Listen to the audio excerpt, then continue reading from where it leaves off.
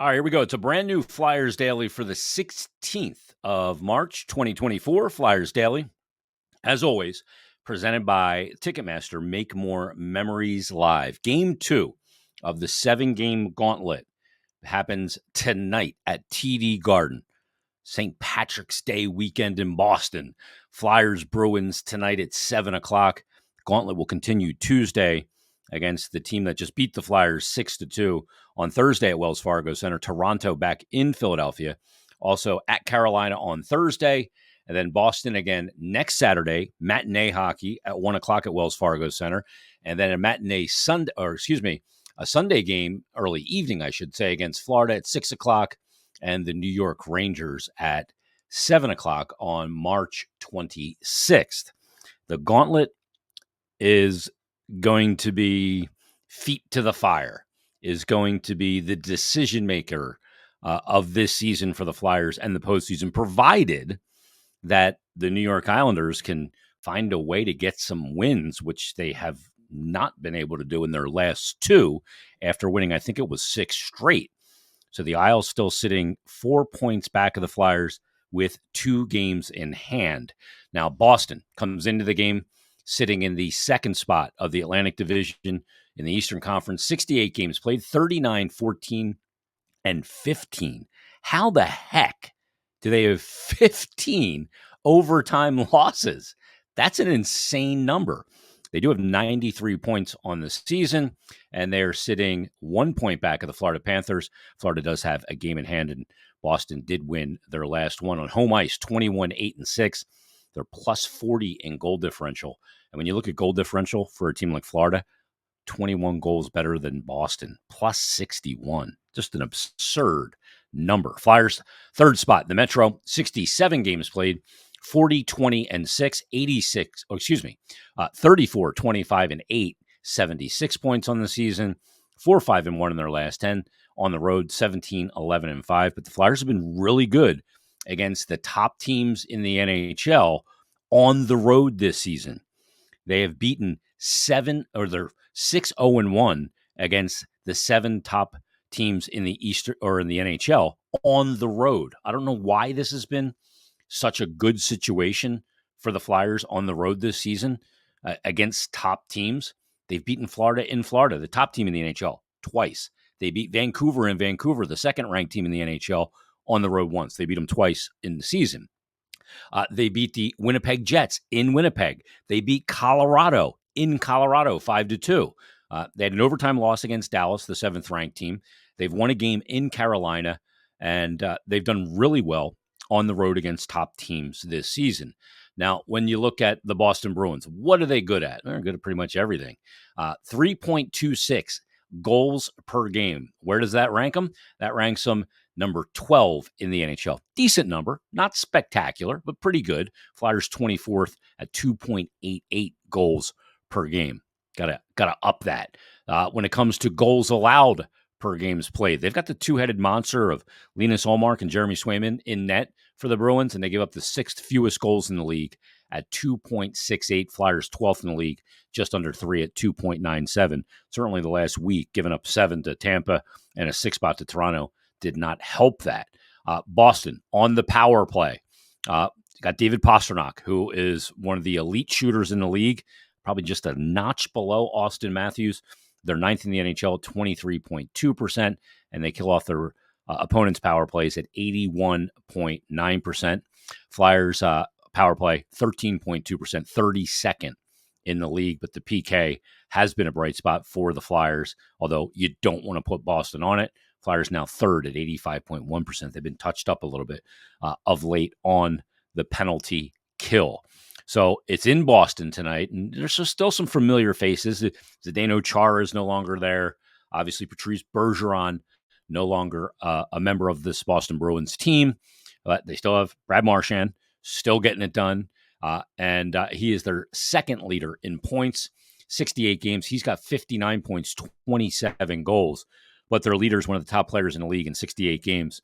David Pasternak's got 95 points, 41 goals, 54 assists, 12 goals on the power play, 21 power play assists. That's the guy. Like Austin Matthews, you can't lose where David Pastrnak is. And he's a guy like Austin Matthews as well that will shoot the puck from anywhere in the zone. So being detailed in their play when Boston has got the puck in the Flyer zone is going to be paramount. And the other thing that's going to be paramount that needs to change in tonight's game for the Flyers and needs to change for the remainder of these 6 games of the Gauntlet has got to be their structure, the way they defend. And there's one way you can start that out better, and that is by when you don't have an ability to carry the puck into the offensive zone, the Flyers attacking Boston and obtain the zone and get in and get set up, then you got to pump it down below the goal line. Make them have to go 200 feet so you can set up in your structure in the neutral zone and then defend it in the offensive zone. And players have got to be really diligent about their structure. David Pastrnak's a guy who loves to live right on the sides of the net in the perimeter and right up at the shade of the top of the circle. And he'll work to the middle, but he works more on the perimeter. So the Flyers are going to have to be aware of where he is to be able to not let passes get to him to get that shot off, and also to be able to block shots on shot attempts that he has. He's got 330 attempts on the season. By the way, Brad Marchand's got 27 goals. He's 180 shots on goal. And David Pastrnak, 330 shots on goal. So be very aware. We will see James Van Riemsdyk, former Flyer, tonight, having a pretty good year. 63 games played, 11 goals, 27 assists, and 38 points for JVR. We'll see who the goaltender is, whether it's Felix Sandstrom or Sam Ersson. I have a feeling they'll go back to Sam Ersson, but it was something we pondered in yesterday's episode.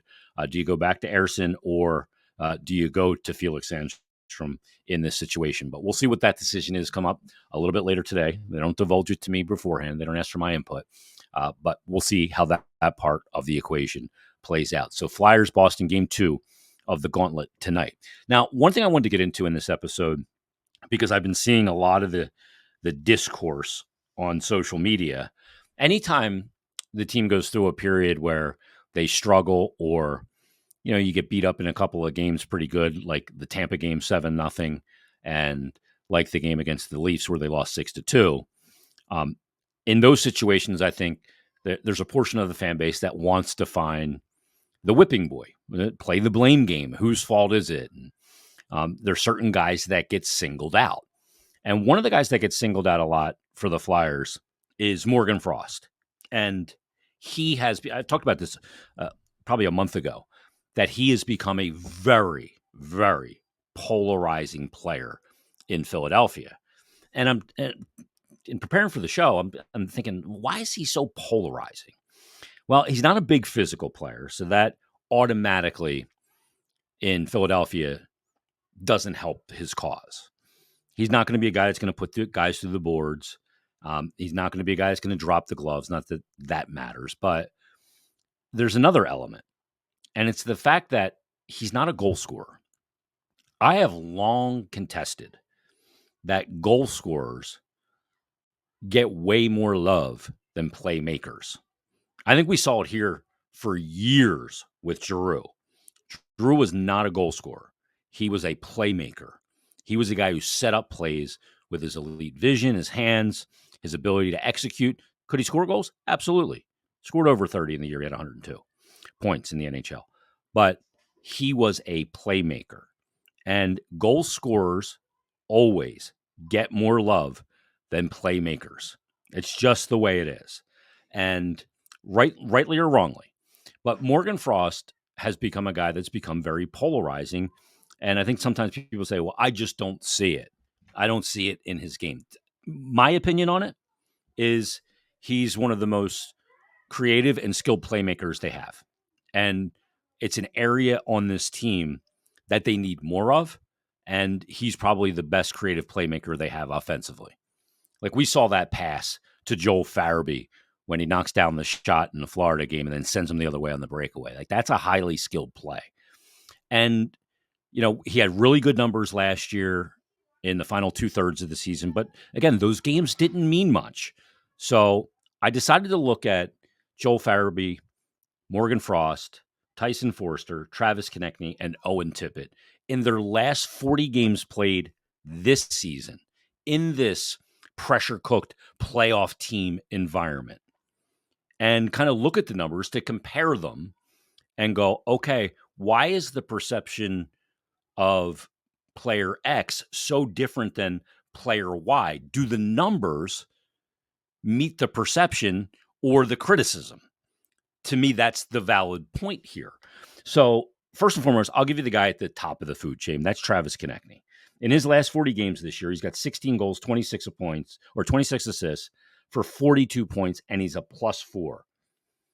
And he's playing over 20 minutes a night. So he's more than a point per game player over his last 40 games. That's obviously the top of the food chain for the Philadelphia Flyers, and he leads the team in points.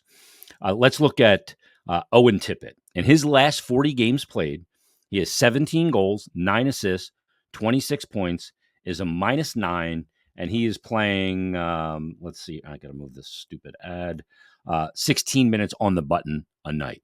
That's Owen Tippett. So again, 26 points, 17 goals, -9, and 16 minutes a night. Tyson Forster, over his last 40 games, 14 goals, 8 assists, 22 points, is a +1 and playing 17-24 over that stretch. And then Joel Farabee, in his last 40 games, 9 goals, 20 assists, 29 points, -7, playing 17-31. So that's all those players. So Tippett, Forster, and Farabee, all pretty close. Farabee 29 points, Tippett 26, and Forster 22, and obviously Konechny 42. So where does Morgan Frost sit in that pecking order? Well, through his last 40 games, he's got 7 goals, 22 assists, 29 points, is a +1, and is playing 15-41 per game. So of the 4 players, Forster, Farabee, Tippett, and Frost, 2 have 29 points, Farabee and Frost. Again, Farabee's got 2 more goals than Frost, but has 2 less assists. Farabee's -7, Frost is +1. Frost is actually playing a little bit less ice time at 15-41 to 17-31 for Farabee. Let's compare Frost directly to Owen Tippett. Frost has 10 less goals, but has 13 more assists and 3 more points. Tippett's a -9, Frost is a +1. Tippett 16 minutes of ice time, Frost at 15-41. And then Tyson Forster, 14 goals, so 7 more goals. He's got 8 assists, so he's got 14 less assists. And he's got 7 less points, and they're each a +1. And Forster playing a few more minutes. So why the difference in perception? What is it about Morgan Frost that makes him polarizing for so many fans? Again, he is the guy on that list with the least amount of goals. That's true. And as I said before, many fans of hockey have more adoration for the goal scorer, even though a lot of times a goal is scored more so because of the person setting it up. And Morgan's a playmaker. Why has he become so polarizing? Is it the lack of physicality? Is it the lack of goal scoring? I know he was in and out of the lineup this season as well, but when you compare side-by-side numbers, he's right there with every one of those guys with the exception of Konechny. Yet you would think that his production or the way he looks on the ice, the eye test, doesn't hold up. Now, some people say, well, he scores a lot of his points against bad teams. That's not actually true. They all kind of do their damage in equal measure of teams, playoff teams, and teams below them in the standings. So if all those things are equal, or if not, in many of those cases for Morgan Frost, better numbers, why is he so polarizing? It's something that I'm not really sure of, other than I can just say that he doesn't have as many goals. I don't understand the polarization of Morgan Frost. And he does something well that the team lacks. They need him to do it more and more consistently, no doubt about it. All of these guys, like Owen Tippett is a goal scorer, and there are ebbs and flows to goal scorers. I'd like to see Owen Tippett go to the net more, pick up more rebound goals, go hard to the net, dropping the shoulder, power moves with his frame. Joel Farabee does go to the net, gets a lot of backdoor rebound goals. He is a guy that is always around the blue paint. I'd like to see Farabee score more with his shot. He did score, I think only one of his goals I can recall this season was one where he did it with a clean shot. He's more of a rebound guy. And look, he gets in there and bangs and not the biggest guy in the world. Tyson Forster, I'd like to see even more of his shot. He's got the 14 goals over the 40 games. He is, once he really knows where to get to with consistency and to get that shot off, I think he's going to absolutely be a 30-goal scorer in this league. He does a lot of other things really well too, which is why he gets the ice time he gets and gets put in the situational play that he gets. But for the life of me, I don't understand the polarization. Morgan Frost is one of those things a lot of people would just like kind of cast aside. And I don't see the logic in that. When you need playmakers and dynamic players that can make highly skilled plays, he's one of the few guys you got in that regard. You don't cast that aside. You nurture that. You put more skill around him to let him be able to play with more skill and be able to get better matchups. Again, there are elements to Frost's game that he's got to improve as well. And consistency and engagement, all of those things are part of it. But I think you can say the same for the other guys. And when you look at the numbers and the production, boy, I thought that when I did this research based on some of the things you read and see and hear, that he would have, considerably less points in production than some of the other players. But that's not the case. I'd love to hear people, you can always tweet me at Jason Myrt, JASONMYRT. You can DM me your thoughts on that. And look, I guarantee I'll get a DM that somebody will say, hey, he doesn't pass the eye test. I guarantee somebody will say that to me. He passes my eye test when he's engaged in playing well. Again, consistency is part of developing as a pro, and that needs to be better. But you can shoot me a DM. You can hit me up with a tweet. You can send me an email at jason.myrtetus@gmail.com, or you can comment below on the YouTube page. I want to kind of get into people's head as to why he is so polarizing. I just don't understand it. I think there's on every team in Philadelphia sports that I can ever remember, there's always one guy that becomes the resident whipping boy on every team in all eras of my adult life and probably as a kid. There's always that one guy. And Morgan Frost seems to be the guy that a portion of the fan base has the crosshairs on in that regard. But again, 29 points in his last 40 games. Joel Farabee, 29 points in his last 40 games. Owen Tippett, 26 points in his last 40 games. Tyson Forster, 22 points in his last 40 games.